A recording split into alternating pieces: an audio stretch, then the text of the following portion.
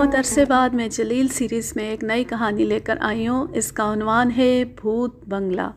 اس کے مصنف ہیں کاشف زبیر مرحوم۔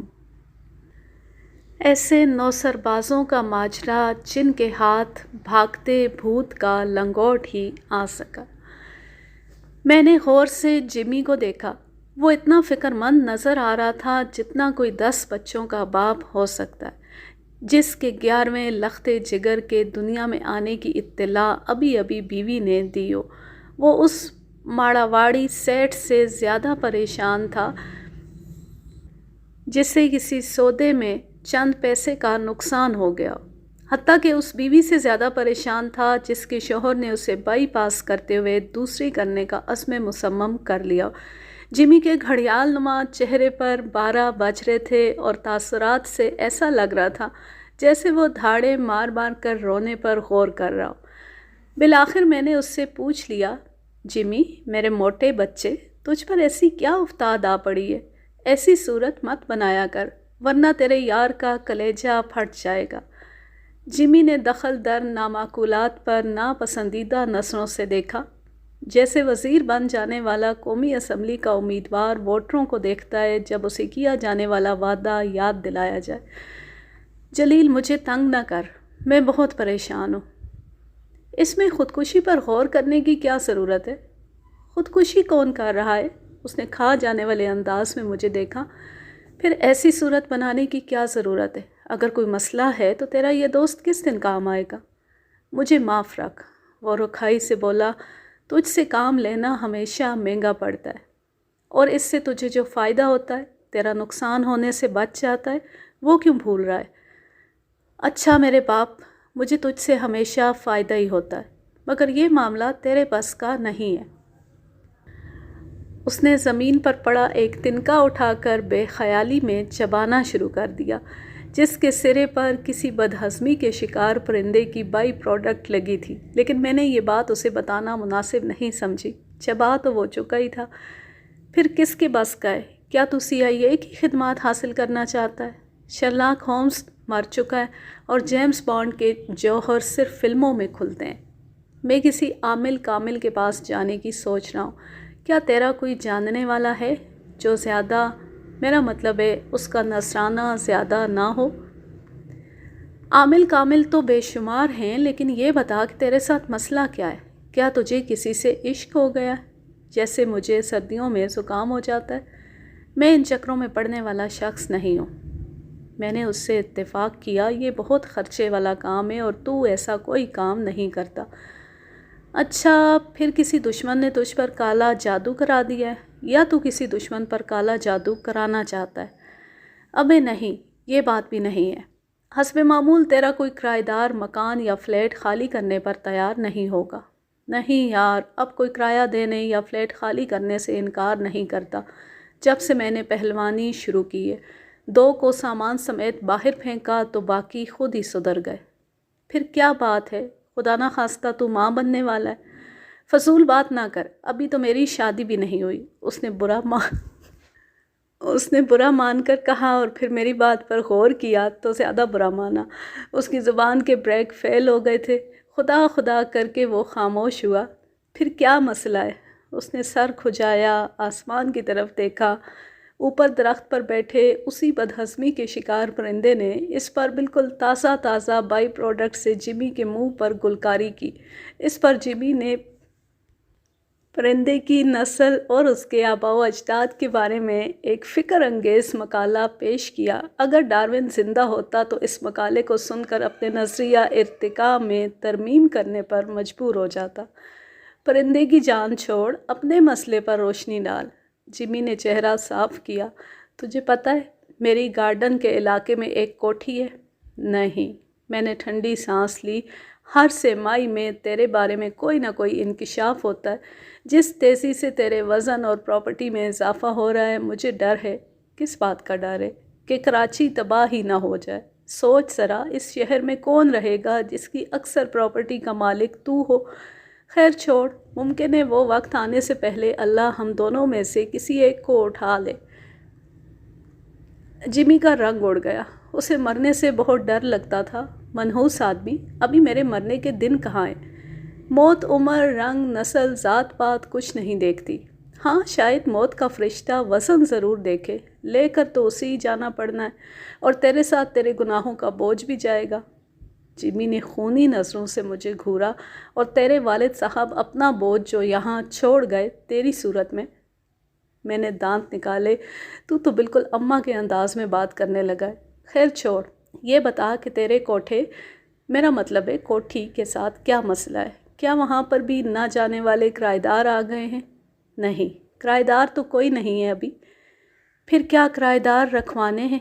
इसके लिए तावीज़ करने की क्या ज़रूरत है? अबे नहीं, जिमी ने एक बार फिर सर खुजाया। यार वहाँ पर भूत आ गए। मेरे मुंह से बेसाख्ता कहका निकल गया। भूत? वो भी तेरी किसी कोठी में? ये कौन से भूत हैं? पता नहीं, लेकिन हैं बड़े ख़तरनाक किस्म के भूत। पहले एक चपरासी रहता था किराए पर, एक भैंस नुमा बीवी और 12 अदद बच्चों के साथ। उसके बच्चे भूत से कम नहीं थे। उन्होंने मेरी कोठी का हशर नशर कर दिया था, लिहाजा जब भूतों ने उनका हशर नशर किया तो मुझे बड़ी खुशी हुई थी। तू सच कह रहा है? एक बच्चे की टांग टूट गई और 2 छत से गिर गए। बकौल उनके किसी भूत ने उनके साथ ऐसा किया था। चपड़ासी? एक मिनट, तूने किसी चपड़ासी को कोठी दे रखी थी? फी सबीलिल्लाह, अभी मैं पागल नहीं हुआ। 20,000 किराया लेता हूँ उस कोठी का। 20,000? क्या वो कस्टम का चपड़ासी है? एक्साइज का। मैंने उसे रोका भी। अच्छा किराएदार था, हर महीने की पहली तारीख को बाकायदगी से किराया दिया करता था। इसके बाद एक हवालदार आ गया कोठी में, अपनी 2 बीवियों और उनसे मुश्तरका तौर पर कोई 1.5 दर्जन बच्चों के साथ। तीसरी का वो मंसूबा बना रहा था। पुलिस में नौकरी के यही तो मज़े। FIA, उसने तस्हीह की। एक रात वो दूसरी के साथ था कि न जाने क्या देखकर तीसरी की हसरत लिए दुनिया से चल बसा। उसकी बीवी भी बेहोश हो गई। तीसरे दिन जब उसे होश आया तो उसने तफसील से उस भूत का हुलिया नशर किया जो उसके शोहरे नामदार के इंतकाल बेमलाल का सबब बना था। दरोख बगर्दन दूसरी, भूत शक्लो सूरत में बिल्कुल ही गया गुजरा था, और देखने में ऐसा लगता था कि तेरे वालिद साहब भी देख लें तो चीखें मारते हुए भाग जाएं। नहीं भागेंगे, वो तेरे वालिद साहब के साथ खासा वक्त गुजार चुके। मेरा मतलब है भूत खासा खौफनाक था। अच्छा, तुझसे भी ज़्यादा? इसके बाद हवलदार के वारिस भी भाग गए। ना जाते तो मैं निकाल देता। अब किराया किसने देना था? इसके बाद तूने किसे रखा? बिजली के मीटर रीडर को। जब से नए मीटर्स आए हैं इन लोगों का मयार ज़िंदगी खासा ऊंचा हो गया है। मेरी खुदी की तरह। बेखुदी कह ले। आज तूने गलत सिंध से मांग निकाली है और जराबें भी 2 रंग की पहन रखी हैं। इस बार मैं झींप गया। बात दरअसल ये है, अगर आदमी को सुबह सुबह मुंह अंधेरे 9 बजे घर से बग़ैर नाश्ते के निकलना पड़े तो उसका ऐसा ही हाल होता है। अच्छा, मैं समझा कि तूने शादी कर ली है। उसी के लिए तो सारी तगो दो कर रहा हूँ। खैर, तू दास्ताने भूत सुना रहा था। तीसरा किराएदार यूनिवर्सिटी का प्रोफेसर था, वो भी तबीयात के शोबे का। उसे माबादुत तबीयात से कतई दिलचस्पी नहीं थी। उसने भूत के वजूद को तस्लीम करने से इनकार करते हुए कोठी किराए पर ले ली। उसका क्या हुआ? आजकल वो सिविल अस्पताल के शोबा नफ्सियात में ज़ेरे इलाज है। उसके ख़ानदान वाले मेरे पीछे पड़ गए हैं कि मैंने जानबूझकर आसेब ज़दा कोठी प्रोफेसर को दी थी। बड़ी मुश्किल से जान छुड़ाई। ये तो वाकई किसी आमिल कामिल बंगाली बाबा का केस है। मेरा एक जानने वाला है तो बाबा जादू के नाम से मशहूर है। हर जादू की काट ऐसे करता है जैसे कसाई बकरी काटता है। कोई भी जादू हो, काला पीला नीला, बाबा जादू पलक झपकते में इसका तोड़ कर लेता है। अच्छा, क्या वो मेरी कोठी के आसेब को भगा देगा? क्यों नहीं, मगर उसे मनाना पड़ेगा।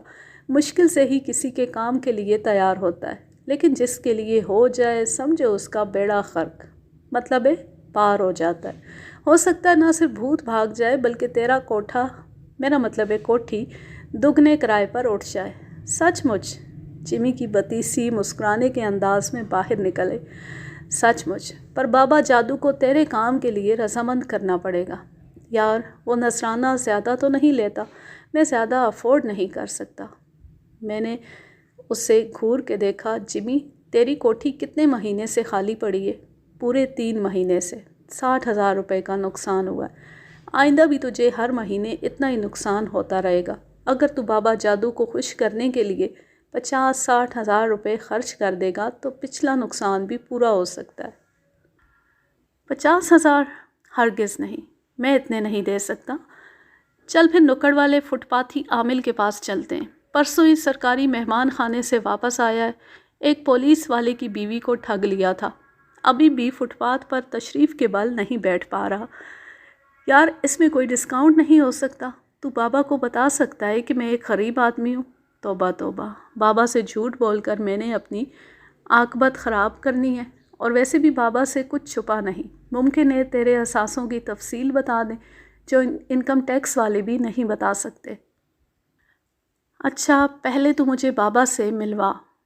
پہلے بابا سے اجازت لینی پڑے گی، تبھی تو ان سے مل سکے گا۔ مگر خبردار، بابا پر ذرا سا بھی شک نہ کرنا، ورنہ سارا کام الٹ جائے گا۔ مزید بھوت آ جائیں گے تیری کوٹھی میں۔ ممکن ہے پراپرٹی اور زیادہ آسیب زدہ ہو جائے۔ بابا کے حلقہ احباب میں بھوتوں کی پوری برادری ہے، جس سے بابا ناراض ہو جائیں اس کا بیڑا غرق کر دیتی ہے۔ جلیل، خبیث السما، منہ نہ اچھا ہو تو بات تو اچھی کر لینی چاہیے۔ تبھی تو میں بات کبھی کبھی اچھی کر لیتا ہوں۔ اب جلدی فیصلہ کر لے، میں بابا سے بات کروں یا نہیں؟ بعد میں تو نے کوئی کمینہ پن دکھایا تو اپنا بڑا نقصان کر لے گا۔ نہیں کروں گا۔ بس تو بابا سے کہہ دو میری کوٹھی اس آسیب سے خالی کرا دے۔ خیال رہے، کوٹھی خالی ہونے کے بعد تو وہ حرکت نہیں کرے گا جو میرے ساتھ کرتا ہے۔ ایسا نہ ہو بابا کوٹھی زیادہ بڑے بھوت کو دے دے۔ کیا میں اسٹیمپ پیپر پر لکھ کر دوں؟ جمی بھنا گیا۔ اب تو دفع ہو جا، میں نے لنچ پر جانا ہے۔ نبن میاں کے ہوٹل جا رہا ہے مفت کی بریانی کھانے۔ میں نے ہنس کر کہا، تجھے کیسے پتہ چلا؟ وہ کھسیا گیا۔ میرا پلان آخری مرحلے میں تھا کہ مجھے راجہ نظر آ گیا۔ اسے دیکھتے ہی وہ خیال کسی بجلی کی طرح میرے ذہن میں چمکا تھا۔ بابا جادو کے لیے راجہ سے زیادہ مؤثر شخصیت کوئی ہو ہی نہیں سکتی تھی۔ مناسب رد و بدل کے بعد وہ مثالی بابا بن سکتا تھا، بشرط یہ کہ 2 سانڈوں سے بچ جاتا جو ٹکرے مار مار کر اسے جاں بحق کرنے پر تلے ہوئے تھے۔ ایک کسی دمبے کی طرح راجہ کو سر سے ٹکر مارتا، اور جب راجہ دوسرے کے پاس پہنچتا تو وہ بھی اس کے ساتھ کچھ ایسا ہی سلوک کرتا تھا۔ راجہ ان کے اس حسن سلوک سے اتنا متاثر تھا کہ اس کی قصیدے پڑھتی زبان اس وقت رکتی تھی جب وہ ضرب کھا کر چیخ مارتا تھا۔ اس کی دائیں آنکھ سوج کر بند ہو گئی تھی اور پکوڑا ناک پھول کر شلجم بن گئی تھی۔ صورتحال سمجھنے کے لیے میں بھی تماشائیوں میں شامل ہو گیا۔ جلد معلوم ہو گیا کہ راجہ کی اس درگت کا سبب کیا تھا۔ ایک مکرانی نے اچھل کر اسے ٹکر ماری۔ سالہ پاکٹ مار، ابھی تیرا پھوٹو بگاڑتا ہے، تیرا آنے والا نسل بگاڑتا ہے۔ دوسرے مکرانی نے راجہ کو ایک نہایت نامناسب جگہ ٹکر مارنے کی کوشش کی، مگر راجہ سنبھل گیا تھا۔ اس نے مکرانی کے سر پر اس طرح کک ماری جیسے میراڈونا فٹ بال کو مارتا ہے۔ مکرانی نے چلا کر راجہ کے باپ کو ایک ناقابل بیان لقب سے یاد کیا۔ اسی اثناء میں معمول کے مطابق دوسرا مکرانی ٹکر مارنے کی تیاری کر چکا تھا۔ یہ دیکھے بغیر کہ سامنے اس کا ہی ساتھی ہے، دونوں کے سر لڑنے والے دمبوں کی طرح آپس میں ٹکرائے، اور ظاہر ہے وہ دمبے نہیں تھے، لہٰذا دونوں ہی نیچے لیٹ گئے۔ ایک ہوش و حواس سے بیگانہ غالباً پرستان کی سیر کو نکل گیا تھا، اور دوسرے نے پاس سے گزر کر خاتون سے دن دہاڑے ستارے نظر آنے کی شکایت کی۔ چل ہٹ موئے مردودے، میرا میاں تو مجھے چاند کہتا ہے، ناچنے والا ستارہ ہوگی تیری ماں۔ راجہ نے نہایت پھرتی سے دونوں کو کچھ ٹھوکریں ماری، اور اس سے پہلے کہ ان کے حمایتی میدان میں آتے اس نے ایک طرف دوڑ لگا دی۔ لیکن جیسا کہ ہمیشہ ہوتا تھا، اس بار بھی اس کا اندازہ غلط ثابت ہوا۔ سامنے سے ایک بے حد موٹا پولیس والا چلا آ رہا تھا۔ مال حرام اس کی توند میں یوں بھرا تھا کہ چھلکنے کو تیار تھا۔ راجہ سیدھا اس کی توند میں جا گھسا اور پولیس والے نے اسے وہیں دبوچ لیا۔ اس نے راجہ کو گنے کی طرح نچوڑتے ہوئے غرا کر کہا، قانون سے ٹکراتا ہے؟ ابے چھوڑ مجھے۔ راجہ کے حواس ابھی تک قابو میں نہیں آئے تھے۔ بھینسے کی ناجائز اولاد۔ میں نے راجہ پر فاتحہ پڑھ لی۔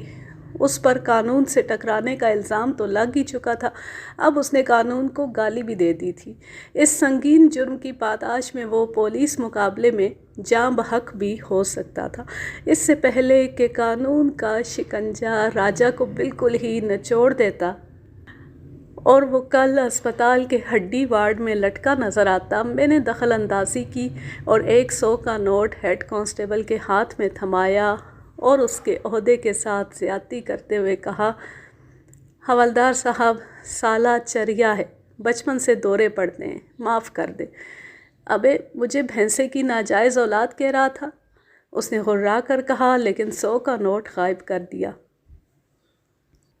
بنیے، برا تو بھینسے کو منانا چاہیے، میں نے دل میں سوچا اور منہ سے کہا، سرکار معاف کر دیں، پاگل ہے نا، بس منہ سے نکل جاتا ہے۔ میں نے دوسرا نوٹ دیا جسے اس نے مداری کی طرح غائب کیا اور راجہ کو میری ضمانت پر رہا کر دیا۔ سنبھال کر رکھ اس پاگل کو، کسی دن مارا جائے گا، اب میرے سامنے نہ آئے۔ نہیں آئے گا، آپ کے سامنے آنے سے بہتر ہے کسی روڈ رولر کے سامنے آ جائے۔ اس کے جانے کے بعد راجہ نے لہرا کر کہا، اچھا ہوا چلا گیا میرے سامنے سے، ورنہ مارا جاتا۔ ظاہر ہے وہ اب بھی ہوش میں نہیں تھا۔ میں اسے کھینچ کر فتو کے ہوٹل تک لایا۔ فتو اس کی حالت دیکھ کر دنگ رہ گیا۔ اسے کیا ہوا؟ کیا آج غلطی سے اس کے باپ نے کپڑوں کی بجائے اسے دھو دیا تھا؟ اس کا بس چلے تو راجہ کو ایک ہی بار بھٹے پر چڑھا دے۔ میں نے راجہ کو کرسی پر رکھا، وہ بلا وجہ مسکرا رہا تھا۔ پھر کیا یہ گڈی کے ساتھ سہاگ رات گزار کر آ رہا ہے؟ اس کے ساتھ نکاح بالجبر کا کیس ہوا ہے؟ مارے تجسس کے فتو پاس چلا آیا۔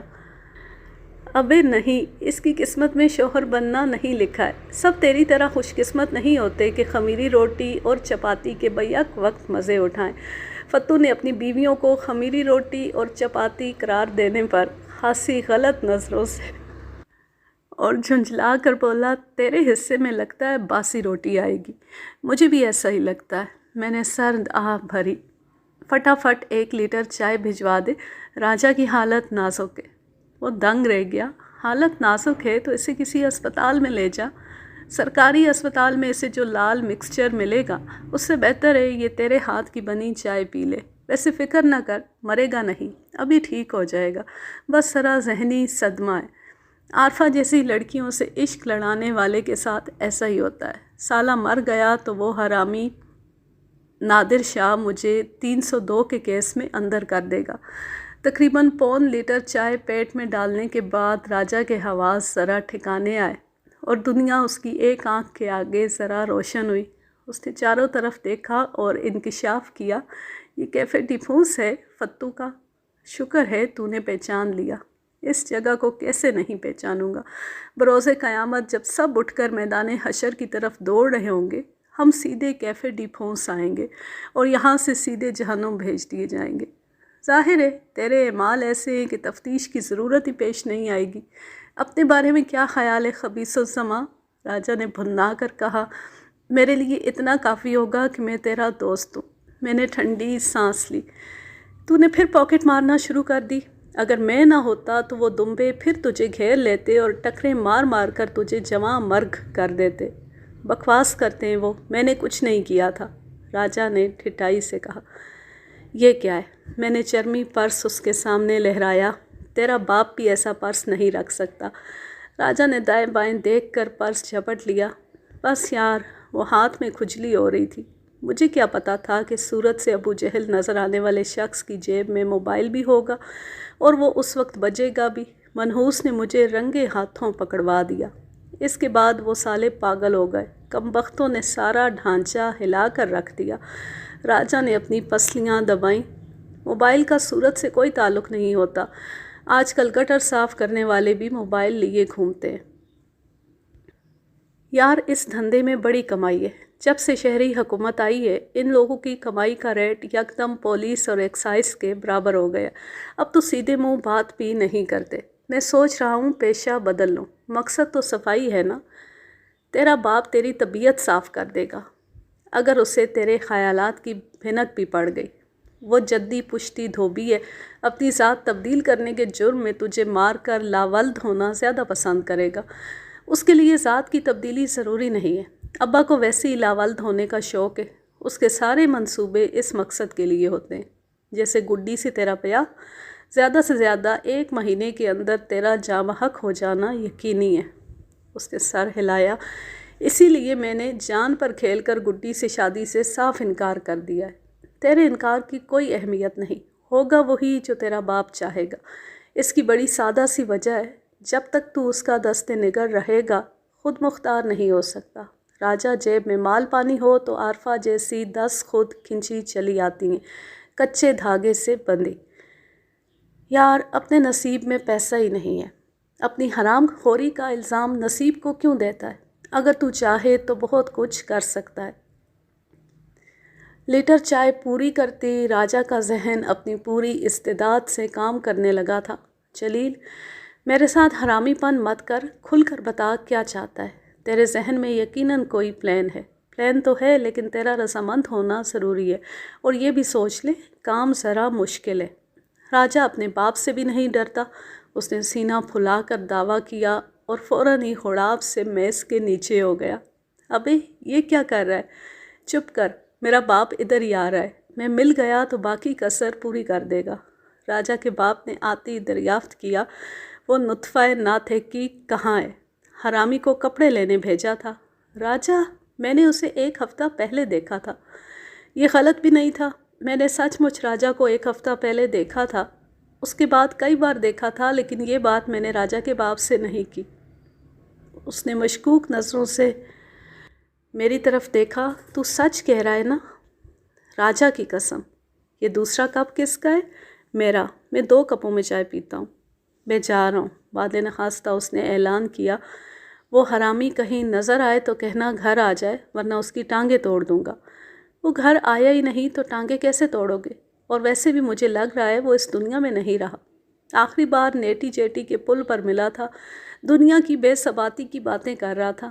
میں نے اخبار نہیں پڑھا، اس لیے کچھ کہہ نہیں سکتا کہ اس کا ارادہ کیا تھا۔ اتنا غیرت مند نہیں ہے، راجہ کے باپ نے جاتے ہوئے کہا۔ چلا گیا؟ راجہ نے میز کے نیچے سے سر نکالا، جیسے چوہا بل سے سر نکالا کرتا ہے کہ بلی ہے یا چلی گئی۔ باہر نکلا رستم کی اولاد، ابھی تو کسی سے نہ ڈرنے کا اعلان کر رہا تھا۔ یار بات یہ ہے کہ مجھے ابا کا ڈر نہیں ہے، اگر وہ مجھے پا لیتا تو مجھے کپڑے لینے جانا پڑتا۔ خیر چھوڑ ابا کو، یہ بتا کہ تیرے ذہن میں کیا ہے۔ یہ میں تجھے بعد میں بتاؤں گا، پہلے یہ بتا کہ تو بھوت پریت سے تو نہیں ڈرتا؟ کیا کسی بھوت سے واسطہ پڑنے والا ہے؟ ایسا ہی سمجھ لے، تجھے ایک عامل کا کردار ادا کرنا ہوگا۔ ہمیں جمی کی ایک کوٹھی میں بنا کرائے کے رہنے والے بھوت کو نکالنا ہے۔ یہ موٹا ہر بار تیرے ہاتھوں بے وقوف بن جاتا ہے، اس بار بھی بنے گا، پھر ہم اس کا کام بھی تو کریں گے۔ یعنی سچ مچ کسی بھوت کو بے دخل کرنا ہوگا۔ جلیل سوچ لے، کہیں یہ بھوت ہمیں اس دنیا سے بے دخل نہ کر دے، یہی تو مسئلہ ہے۔ دروغ برگردن جمی، سنا ہے بھوت نے 3 کرایہ داروں کو بے دخل کیا، جمی کی مرضی کے بغیر۔ جمی کا بڑا نقصان ہو رہا ہے، وہ منحوس شخص ہے ہی اس قابل، اس نے کبھی میرے ساتھ اچھا نہیں کیا، تیرے ساتھ کسی نے اچھا نہیں کیا، تو نے خود بھی اچھا نہیں کیا۔ سچ کہا تو نے۔ یہ بتا کہ جمی کے مکان کو بھوت سے پاک کرنے کی کوشش میں ہمیں کیا ملے گا؟ جمی سے کچھ ملنا تو دشوار ہے، لیکن نکلوایا جا سکتا ہے۔ دیکھ میرے یار، سیدھی سی بات ہے، جمی کو بے وقوف بنانا ہے، کیونکہ بھوت بھگانا نہ تیرے بس کی بات ہے اور نہ میرے بس کی۔ اس سے جو ملے خدا کا شکر ادا کر کے لے لیں گے، اور اسے لے کر خود 9 2 11 ہو جائیں گے۔ جمی اپنی رقم واپس نہیں مانگے گا، بابا جادو ہے، وہ اسے ملے گا تو مانگے گا۔ راجہ نے مشکوک نظروں سے میری طرف دیکھا۔ یہ بابا جادو کون ہے؟ کیا تو نے کوئی مرشد بھی بنا لیا؟ خدا نہ کرے جو میں تجھے مرشد بناؤں۔ راجہ کا منہ کھل گیا۔ تو مجھے یعنی مجھے بابا جادو بنائے گا؟ ہاں، تیرا دماغ خراب ہے، شنو نے بالکل چوپٹ کر دیا ہے۔ ہاں یہ تو ہے، لیکن صرف ایک معاملے میں۔ اس نے کچھ ایسا کیا ہے کہ مجھے دنیا میں کوئی اور لڑکی اچھی نہیں لگتی۔ باقی سارے معاملات میں میری عقل فرسٹ کلاس چلتی ہے۔ یہ جو نازو تھی وہ غزل بانو، پھر چاند بانو، اور سنا ہے تو رانی بھر بھی فریفتہ رہا ہے۔ ان میں سے کوئی میرے دل تک رسائی حاصل نہیں کر سکی جہاں شنو پہلے سے موجود ہے۔ اور ہمارا موضوع لڑکیاں نہیں بلکہ جمی ہے۔ کاش کہ لڑکیاں ہوتی۔ جمی کے ذکر سے مجھے ایسا لگتا ہے جیسے کسی بدبودار گدھے کا ذکر کیا جا رہا ہے۔ اتفاق سے جمی کے دوستانہ خیالات تیرے بارے میں بھی ایسے ہی ہیں۔ یار جلیل، فرض کر اگر ہم آصف کو نہ بھگا سکے، خود بھاگ لیں گے، بشرط یہ کہ اس نے بھاگنے دیا۔ ابھی وقت ہے، تو سوچ لے، اپنا کیا ہے، لیکن تجھے صحرا باندھ کر شنو کو لانا ہے۔ ایسا نہ ہو تھوڑی سی رقم کی خاطر شنو سے بھی جائے اور رقم سے بھی۔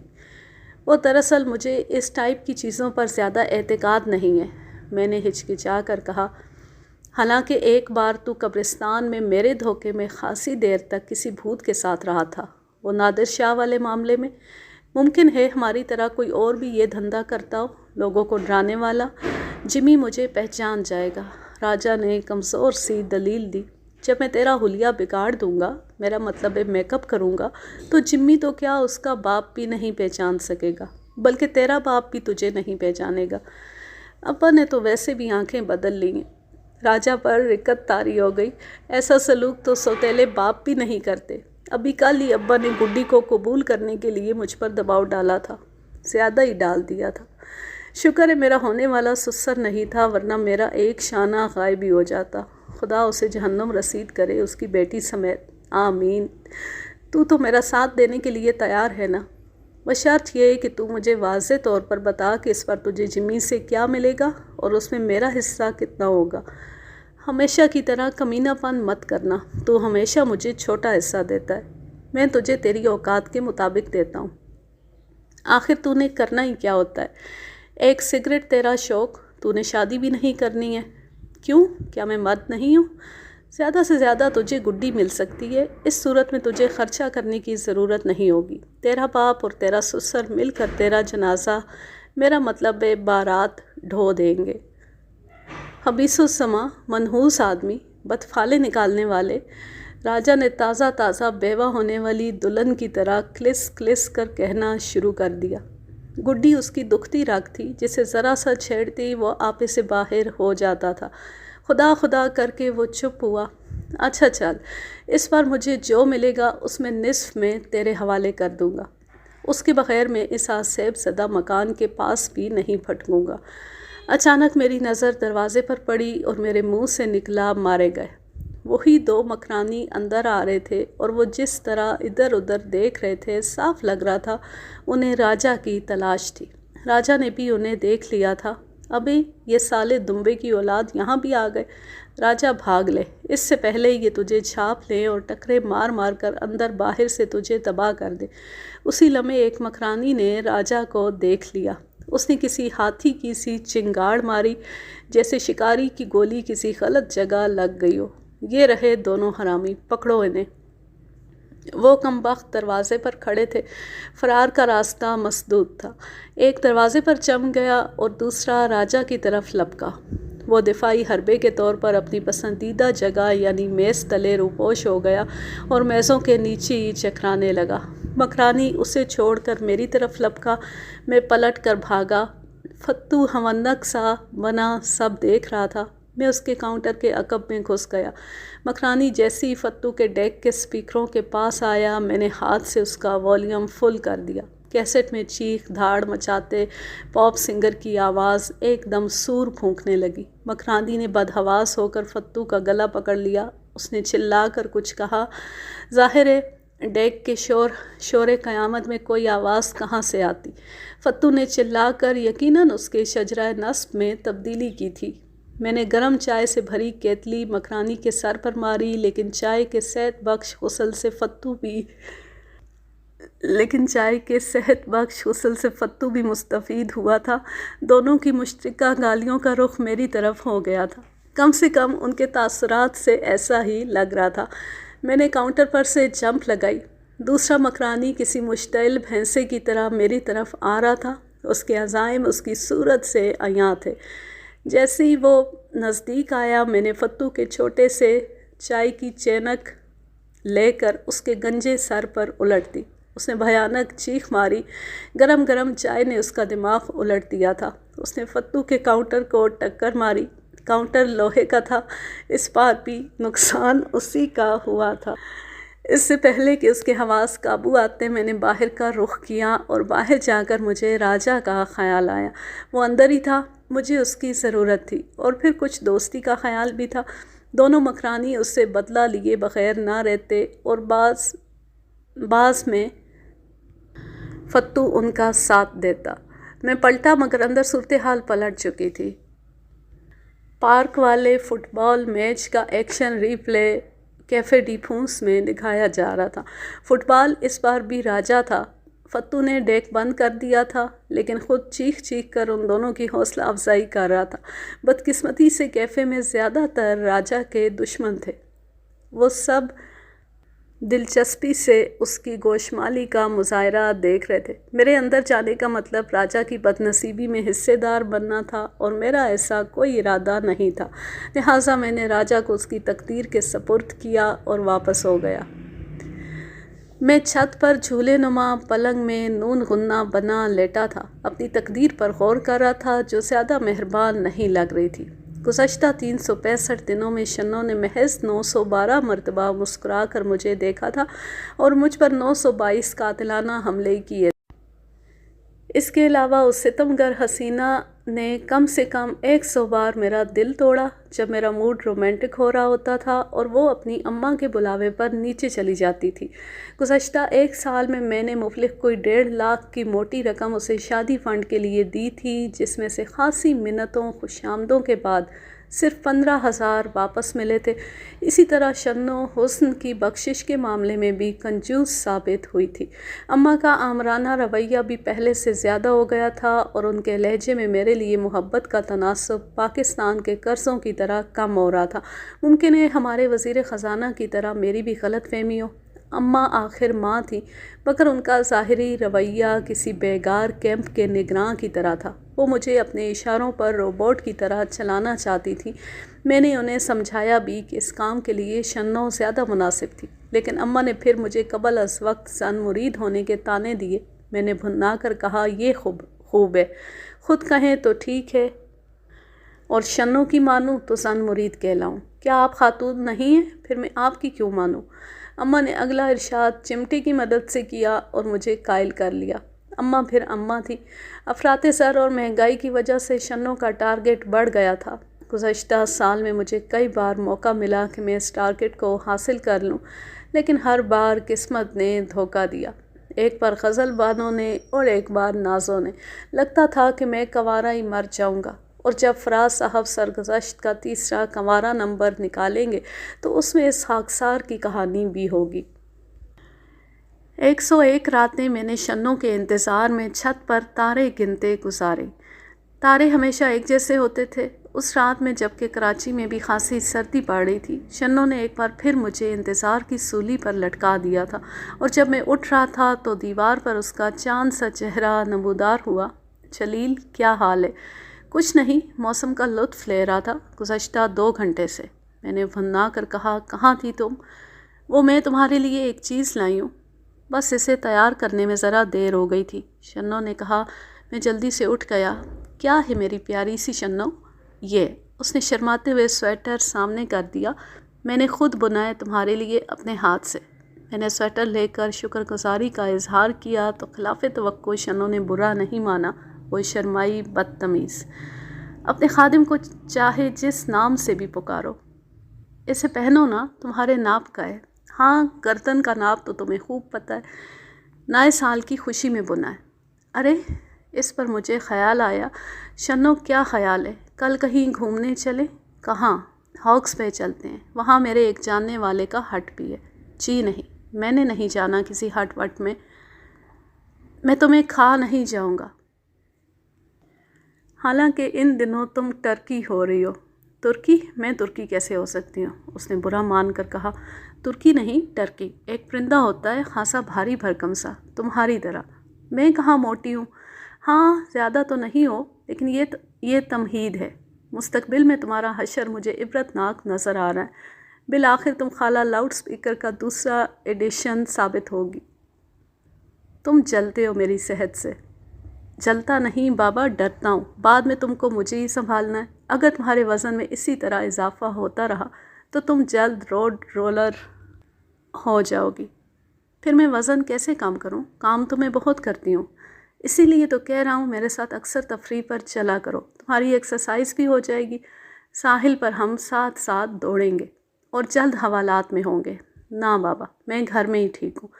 اچھا ایسا کرو، روزانہ دن میں 3 بار کھانے کے بعد چھت پر ٹہلا کرو۔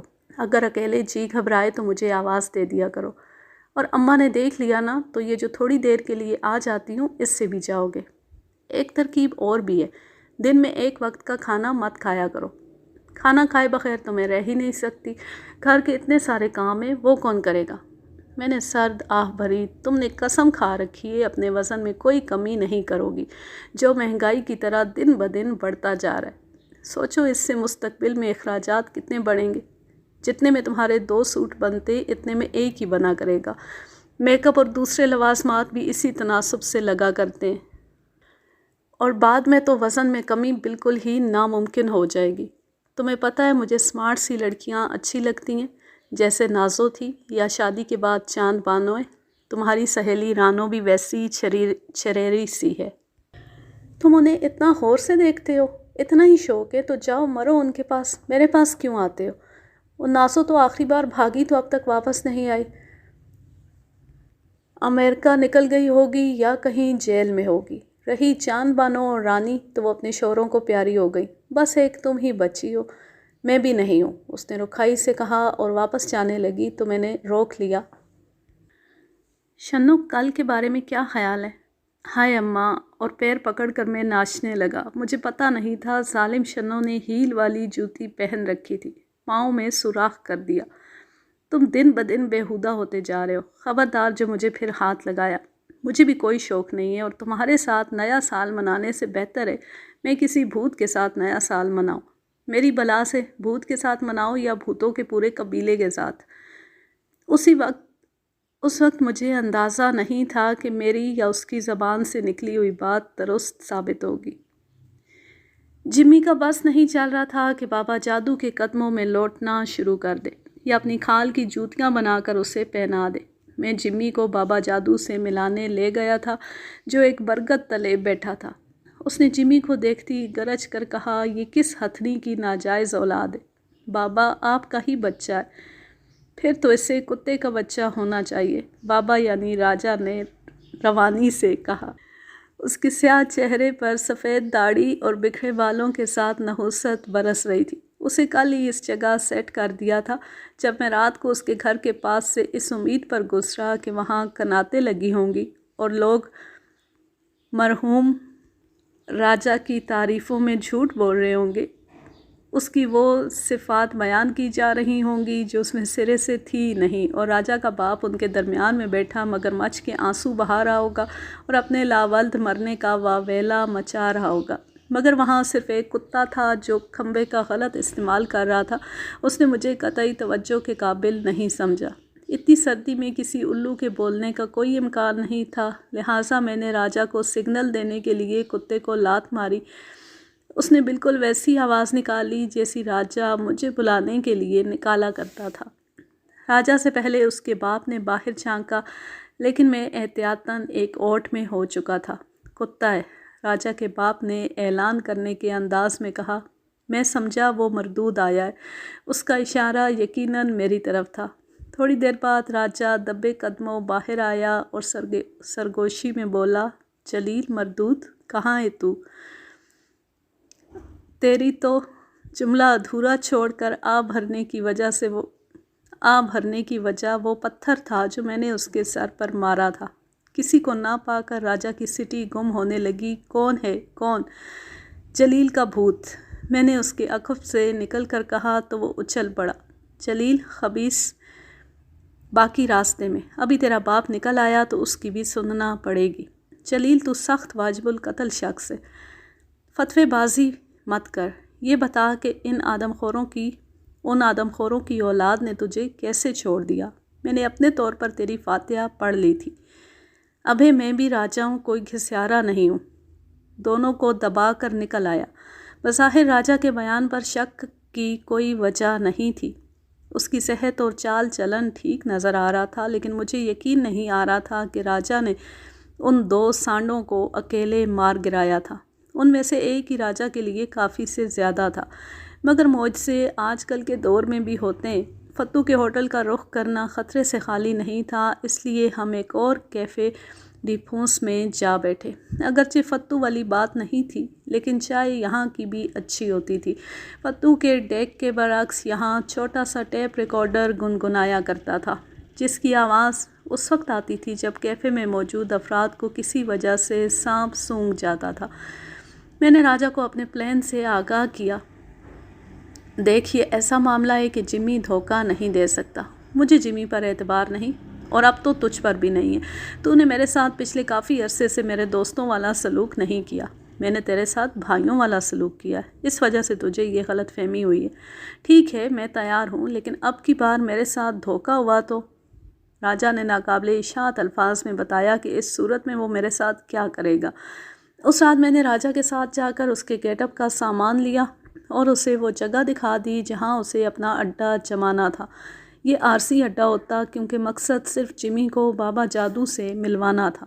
اگلے روز میں نے صبح صبح راجا کو منہ اندھیرے لے جا کر اس اڈے پر بٹھایا۔ اس کا گیٹ اپ میں پہلے ہی کر چکا تھا، داڑھی اور بالوں کی وجہ سے اس کے حلیے میں 70% تبدیلی آ گئی تھی۔ رہی سہی کسر ایک مخصوص ربڑ پیڈ نے پوری کر دی جو راجا نے دائیں گال میں رکھا تھا۔ اس کی وجہ سے اس کا چہرہ ایک طرف سے ابھر گیا تھا، اس وجہ سے اس کی آواز بھی بدل گئی تھی۔ سچی بات ہے، اس حلیے میں راجا معمول سے زیادہ خوبصورت نظر آ رہا تھا۔ اس نے ایک میلا کچیلا کفن نما لباس پہن رکھا تھا، جس کے نیچے اس نے پاجامہ اور ٹی شرٹ پہن رکھی تھی۔ میں دوپہر کے قریب جمی کو لے کر اس کے پاس پہنچا تھا، جہاں پہلی کچھ عقیدت مند جمع تھے اور راجا سے اپنے مسائل حل کرا رہے تھے۔ راجا کے مزے تھے۔ ابھی وہ بریانی سے فارغ ہوا تھا اور فرنی کھا رہا تھا۔ ایک طرف تازہ سیب اور کیلے رکھے تھے، یقیناً راجا نے نقد نذرانے بھی وصول کیے ہوں گے۔ ہمیں دیکھتی ہی اس نے گرج کر باقی مریدوں کو دفع ہو جانے کا حکم دیا اور موقع سے فائدہ اٹھا کر جمی کو سنانے لگا۔ اس نے اپنی والدہ کے بارے میں راجا کا ریمارکس خندہ پیشانی سے سنا۔ اس وقت راجا اسے تخمِ شیطانی بھی قرار دیتا تو جمی قطعی برا نہ مناتا۔ وہ بھی میرے ساتھ راجا کے قدموں میں بیٹھ گیا اور اس کے پیر دبانے لگا۔ بابا، اس بیچارے کو ایک بھوت نے پریشان کر رکھا ہے۔ یہ تو خود بھوت کا بچہ ہے، اسے کہو دفع ہو جائے، ہمیں اس کی صورت سے نفرت ہو رہی ہے، کہیں ہم اپنے بھوتوں کو طلب نہ کر لیں۔ بابا اس پر رحم کریں، میں نے گڑ گڑا کر کہا، یہ میرا دوست ہے۔ یہ گینڈے کی اولاد تیرا دوست ہے؟ بابا نے تیسری مرتبہ جمی کے شجرہ نسب میں تبدیلی کی۔ لگتا تو نہیں ہے، یہ سوائے اپنے کسی کا دوست نہیں ہو سکتا۔ ہمیں اس کے باطن میں بھری کمینگی صاف نظر آ رہی ہے۔ بابا، آپ اس کی کمینگی کے بجائے اس کی مجبوری کو دیکھیں۔ میں نے بظاہر لجاجت اور در حقیقت دانت پیستے ہوئے کہا، راجا موقع سے فائدہ اٹھا کر جمی کو غیر ضروری طور پر رگڑ رہا تھا، وہ بدک بھی سکتا تھا۔ بعد میں یہ ہمارے ساتھ بھی ہاتھ دکھا سکتا ہے، ہمیں اس کا کام نہیں کرنا، راجا نے صاف کہہ دیا۔ میرے طوطے اڑ گئے۔ میں نے بمشکل راجا کی گردن دبانے کی خواہش پر قابو پایا۔ میں نے اس سے وعدہ کیا ہے کہ آپ اس کا کام کر دیں گے۔ اچھا، راجا نے بادلِ نخواستہ جواب دیا، اگر تو نے وعدہ کر ہی لیا ہے تو اب ہمیں کچھ کرنا ہی پڑے گا۔ بھوت کے بچے، آخر تجھے پیپل کے نیچے پیشاب کرنے کی کیا ضرورت تھی؟ کتے کی طرح کوئی کھمبا استعمال کرتا۔ راجا نے جمی کو مخاطب کر کے اس کی ولدیت میں چوتھی ترمیم کی۔ جمی کے ساتھ میں بھی بھونچکا رہ گیا۔ جمی کا بھاڑ سمو علی بابا کے غار کی طرح کھل گیا تھا۔ آپ کو کیسے پتہ چلا؟ اس نے ہونک بن کر پوچھا۔ بیٹے، ہمیں سب پتہ ہے تو نے کب کیا کیا اور کب کیا نہیں کیا۔ راجا نے ناقابل بیان کا ناقابل بیان الفاظ میں جمی کے متعدد ایسے افعال کا حوالہ دیا جن سے میں بھی واقف نہیں تھا۔ جمی کا پہلے تو شرمندگی سے اور پھر عقیدت سے برا حال ہو گیا تھا۔ اس نے بابا یعنی راجا کے گندے پیر پکڑ لیے۔ بس بابا، میں اپنا کام کروائے بغیر نہیں جاؤں گا۔ تیرا کام تو ہم اچھی طرح کریں گے۔ بابا، اس بھوت سے میرا مکان خالی کرا دیں، میں آپ کا شکر گزار رہوں گا۔ نہ بابا، ہمیں کسی کو بے گھر کرنے کا گناہ اپنے سر نہیں لینا۔ راجا نے عیاری سے کہا، ویسے بھی یہ آسان کام نہیں ہے۔ وہ آصف کوئی معمولی بھوت نہیں ہے۔ اسے تم بھوتوں کا رستم زماں سمجھو۔ کسی معمولی عامل کے بس میں نہیں کہ اس پر ایک نظر بھی ڈال سکے۔ اسی لیے تو آپ کے پاس آئیں۔ یہ آپ کی ہر خدمت کے لیے تیار ہے۔ سوچ لے۔ راجا نے جمی کو حقارت سے دیکھا، ایسا نہ ہو کہ بعد میں تم مکر جائے۔ ہمیں غصہ آ گیا تو تیرا کام خراب بھی ہو سکتا ہے۔ بھوتوں کی تعداد بڑھ سکتی ہے۔ ہمیں یہ بھی معلوم ہے کہ اس شہر میں تیری اور پراپرٹی کہاں ہے۔ نہیں، آپ سے دھوکہ کرنے کا تو میں سوچ بھی نہیں سکتا۔ اچھا، ہم کچھ سامان بتا رہے ہیں، اسے مکان پر پہنچا دے۔ ہم آج رات ہی چلہ کاٹیں گے۔ 2 کالے بکرے، کم از کم 1 من وزن کے، 1 من وزنی چاول اور اتنی ہی سندل کی لکڑی۔ اپنی فیس ہم بعد میں لیں گے۔ اپنی فیس بھی لیں گے؟ ہاں تو کیا تجھ جیسے حرام خور سے کوئی رعایت کریں گے؟ رعایت ہم صرف غریبوں سے کرتے ہیں جن کی آمدنی 10,000 ماہانہ سے کم ہو۔ جی اچھا، لیکن میں یہ سب سامان کہاں سے لاؤں گا؟ جہاں سے تیری مرضی ہو، لیکن یہ سب آج رات 12 بجے سے پہلے تیری کوٹھی میں پہنچ جانا چاہیے۔ آج کی رات چلے کے لیے موزوں ہے۔ بھوت نیو ایئر نائٹ میں مصروف ہوں گے۔ New year night? کیا بھوتوں کا دل نہیں ہوتا؟ آخر انسان نے ساری عیاشیاں اپنے لیے کیوں مخصوص کر لی ہیں؟ جی، آپ نے ٹھیک کہا۔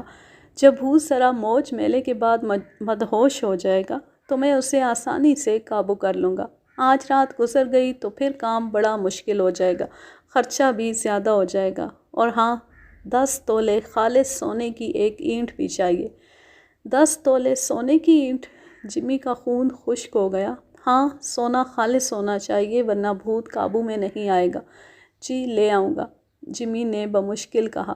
غالباً اس کا دل دھاڑے مار مار کر رونے کو چاہ رہا تھا۔ میں نے دل ہی دل میں راجا کو شاباش دی، وہ اپنا کردار بخوبی ادا کر رہا تھا۔ اور بیل کے بچے، اگر دل میں ہمارے بارے میں کوئی ایسا ویسا خیال آیا تو کام ہونا تو ایک طرف، تیرا باقی بیڑا بھی غرق ہو جائے گا۔ راجا نے ایک بار پھر اس کی ولدیت میں تبدیلی کی۔ بالکل نہیں بابا جی۔ واپسی پر جمی کے تاثرات سے لگ رہا تھا کہ وہ بابا جادو کے پاس جا کر پچھتا رہا ہے۔ میں نے اسے پکا کرنے کے لیے کئی ایسے عبرتناک واقعات سنائے کہ کچھ کمزور عقیدے کے لوگوں نے بابا کی کرامات پر شک کیا تھا۔ نہ صرف ان کی دنیا بلکہ آخرت بھی خراب ہوئی تھی۔ جمی سچ مچ ڈر گیا تھا۔ میں اس کے ساتھ لگا رہا اور قائل ہو گیا کہ دولت میں بڑی طاقت ہوتی ہے۔ شام سے پہلے 2 عدد کالے بکرے جو وزن میں کسی گدھے سے کم نہیں تھے، 1 من چاول اور 1 من سندل کی لکڑی بھی آ گئی۔ جمی نے صرافہ بازار سے سونے کی اینٹ لی۔ یہ تصدیق شدہ مہر والی اینٹ تھی جس میں خالص سونا ہوتا ہے۔ لاکھ کے قریب خرچہ کرتے ہوئے جمی کی حالت خراب ہو گئی۔ میں ہر بار اس کی ہمت بندھاتا تھا کہ ایک بار وہ بھوت دفع ہو جائے تو اتنا تو اسے کوٹھی کا ایڈوانس مل جائے گا، اپنا نقصان وہ 6 مہینے میں پورا کر لے گا۔ سامان لے کر ہم کوٹھی پہنچے تو اس پر پہلی نظر پڑتی میرا دل چاہا کہ فوراً سے پیشتر اپنا سامان لے کر وہاں سے 9 دو 11 ہو جاؤ۔ صورت سے ہی آصف زدہ نظر آتی تھی۔ اس کی تعمیر سرخ اینٹوں سے کی گئی تھی اور غالباً قیام پاکستان سے بھی پہلے کی گئی تھی۔ رنگ و روغن برسوں پہلے اتر چکا تھا۔ اس کے بعد جمی نے رنگ کرانے کی زحمت نہیں کی تھی۔ سامنے ایک اجڑا سا باغ تھا، اس کے ساتھ باغ میں جھاڑ جھنکاڑ میں گرگٹ کی نسل کے جانور دوڑتے پھرتے تھے۔ زنگ خورد لوہے کا پھاٹک خوفناک فلموں کی طرح چرچراہٹ کی بھیانک آواز سے کھلا تھا۔ میں اچھل پڑا۔ دراصل 3 مہینے بعد کھل رہا ہے نا، اس لیے۔ جمی نے معذرت کی۔ یار، یہ تو سچ مچ آصف زدہ لگ رہی ہے۔ کیا میں احمق لگ رہا ہوں جو جھوٹ موٹ کی کسی آصف کو بھگانے کے لیے اتنا خرچہ کروں گا؟ سوزوکی والا سامان دروازے پر اتار کر رخصت ہو گیا۔ بکرے خاصے صحت مند تھے اور ڈنر سے فارغ ہو کر جگالی کر رہے تھے۔ کوٹھی اندر سے تاریک تھی لیکن آدھے چاند کی روشنی کافی تھی۔ باہر اسٹریٹ لائٹس بھی جل رہی تھیں۔ میں بکروں کو کھینچ کر اندر لے گیا۔ لان میں لگی جھاڑ جھنکاڑ کو دیکھ کر ان کی باتیں کھل گئی تھیں۔ جمی پہلے ایک من چاول اور پھر ایک من سندل کی لکڑی اندر لایا۔ اس نے نہ جانے کہاں جا کر سوئچ آن کیا، برآمدے کی روشنی جل اٹھی۔ برآمدے میں ایک نسبتاً تاریک گوشے میں ایک سایہ دیکھ کر میری روح فنا ہونے لگی۔ بھوت پہلے سے ہی منتظر تھا۔ اس سے پہلے کہ میں راہ فرار اختیار کرتا، سایہ میری طرف آنے لگا۔ میری رہی سہی ہمت بھی جواب دے گئی تھی۔ میں نے خود پر لعنت بھیجی، لالچ میں مارا جا رہا تھا۔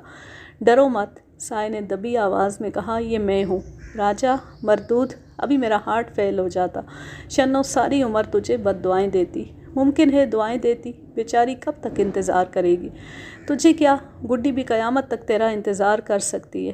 ہاں وہ کر سکتی ہے، کوئی اور احمق کہاں ملے گا اسے۔ تو کیسے آیا؟ جیسے سب آئے ہیں، ماں کے پیٹ سے۔ میرا مطلب ہے کوٹھی میں کیسے آیا؟ گستاخ، ہم سے سوال کرتا ہے؟ راجا نے ایک دم گرج کر کہا، یہ دروازے دیواریں ہمارا راستہ نہیں روک سکتی۔ غلطی ہو گئی بابا، میں نے اشارہ سمجھ لیا تھا۔ اس کی سزا بیچارے جمی کو مت دیجیے گا۔ بابا آپ؟ جمی آ کر بولا، اندر کیسے آئے؟ بس آ گئے، راجا نے شان بے نیازی سے کہا۔ سارا سامان اندر والے کمرے میں رکھ دے، بکرے یہاں برآمدے میں باندھ دے اور سونے کی اینٹ ادھر رکھ دے کسی کاغذ میں لپیٹ کر۔ ہم اسے ہاتھ نہیں لگاتے، یہ دوزخ کی آگ ہے۔ جمی نے بادل نخواستہ اینٹ نکال کر فرش پر رکھ دی۔ وہ پلاسٹک اور لیدر کے کیس میں تھی۔ بابا کیا اینٹ واپس مل جائے گی؟ مشکل ہے، اصل میں آصف کو بھگانے کے لیے نذرانے ضروری ہیں۔ آصف کو سونے کی کیا ضرورت ہے؟ جمی نے مشکوک لہجے میں پوچھا۔ تجھے کیا ضرورت ہے چڑیا گھر سے بھاگے ہوئے گدھے؟ اگر تجھے ہے تو بھوت اور جنات کو بھی ہوتی ہے۔ جب وہ زن اور زمین پر قابض ہو سکتے ہیں تو زر پر کیوں نہیں؟ جمی لاجواب ہو گیا۔ اب میرے لیے کیا حکم ہے؟ دفع ہو جا، اور کل 12 بجے سے پہلے اس کوٹھی کے پاس نہ پھٹکنا، ورنہ مارا جائے گا، بہت بری موت۔ تیرا سب ٹھاٹھ ادھر ہی رہ جائے گا، ساری دولت دنیا میں دھری رہ جائے گی۔ میں نہیں آؤں گا، اور اب 12 بجے سے پہلے نکل جا۔ ٹھیک 12 بجے ہمیں اپنے کام کا آغاز کرنا ہے۔ اور جلیل کیا یہ بھی جائے گا؟ ہرگز نہیں، یہ ہمارے ساتھ رہے گا۔ آصف کے ساتھ 12 راؤنڈ کے اس مقابلے میں ہماری مدد کرے گا۔ مقابلہ آصف سے ہے یا باکسر سے؟ اسے فائنل فائٹ سے کم نہ سمجھو، بلکہ ہماری تو جان بھی داؤ پر لگی ہے۔ تو نے صرف مال خرچ کیا ہے، اب دفع ہو جا۔ بابا کیا بکرے اندر لا کر باندھ دوں؟ اس پر بابا جادو نے اسے بکروں کے بارے میں ایک ناقابل اشاعت مشورہ دیا کہ اسے کہاں اور کس سے باندھنے چاہیے۔ جمی کا شبنم جیسا چہرہ چکندر کی طرح ہو گیا تھا۔ وہ فوراً ہی دفع ہو گیا۔ میں نے کھڑکی سے جھانکا، جمی سے کوئی بعید نہیں تھا۔ وہ چھپ کر دیکھتا کہ ہم کیا کر رہے ہیں، لیکن جمی کوٹھی کا گیٹ پار کر گیا تھا۔ میں نے جا کر گیٹ اندر سے بند کیا۔ اب کم از کم جمی اندر نہیں آ سکتا تھا۔ اگرچہ دروازہ اور دیواریں صرف چند فٹ اونچی تھیں، مگر جمی کے لیے اپنے 500 پاؤنڈ وزنی جسم کے ساتھ اسے عبور کرنا ناممکن تھا۔ میں واپس آیا تو راجا نے کوٹھی کا دروازہ اندر سے بند کر لیا تھا۔ میں نے اسے بجایا، دروازہ کیوں بجا رہا ہے تبلے کے بچے؟ اندر آ جا۔ اسے بند کر دیا ہے، اندر سے کھول۔ اندر سے؟ دروازہ کھلا ہے، بند ہے۔ میں نے دروازے پر لات ماری اور پھر پیر پکڑ لیا۔ یہ ٹھوس مہاگنی کی لکڑی کا بنا تھا۔ میں نے بند نہیں کیا، کنڈی کھلی ہے۔ میں بھنا گیا۔ پھر تیرے اس والد ثانی نے بند کیا جسے نکالنے کے لیے تو یہاں آیا ہے۔ جلیل مجھے تیری قسم میں نے بند نہیں کیا، راجا نے تشویش سے کہا اور دوسری طرف سے دروازہ کھولنے کی کوشش کرنے لگا۔ ابے زور لگانا، پرانا دروازہ ہے، بعض اوقات تیرے دماغ کی طرح جام ہو جاتا ہے۔ تو زور لگا دے اپنے چالو دماغ سے۔ 10-15 منٹ تک ہم دروازے کے ساتھ زور آزمائی کرتے رہے اور پھر تھکے ہوئے انداز میں بیل کی طرح ہانپنے لگے۔ راجا اب گھبرایا ہوا تھا۔ جلیل یہ کہاں لا کر پھنسا دیا ہے، اس نے رو دینے والے انداز میں کہا۔ مرتا کیوں ہے؟ ایک دروازہ ہی تو بند ہوا ہے، تو کوئی اور دروازہ دیکھ۔ میں بھی دیکھتا ہوں۔ میں کوٹھی کے دوسری طرف جانے کے لیے برآمدے سے اترا جہاں دونوں بکرے ایک دوسرے سے لگے کھڑے تھے اور اس وقت جگالی بھی نہیں کر رہے تھے۔ رات کے 12 بج چکے تھے اور چاند کی ہلکی سی روشنی میں کوٹھی بالکل کسی ہارر فلم کا منظر پیش کر رہی تھی۔ ہر طرف ویرانی تھی، جھاڑ جھنکاڑ تھا۔ جھینگر کے قبیلے کے حشرات میوزیکل نائٹ کا پروگرام پیش کر رہے تھے۔ ان کی ہمنوائی کے لیے کسی کا پالتو الو وقفے وقفے سے آواز نکال رہا تھا۔ ممکن ہے یہ کوئی مور ہو، خاکسار کو پرندوں میں صرف بھنے ہوئے مرغ سے دلچسپی ہے۔ ماحول بھوت شو کے لیے نہایت مناسب تھا۔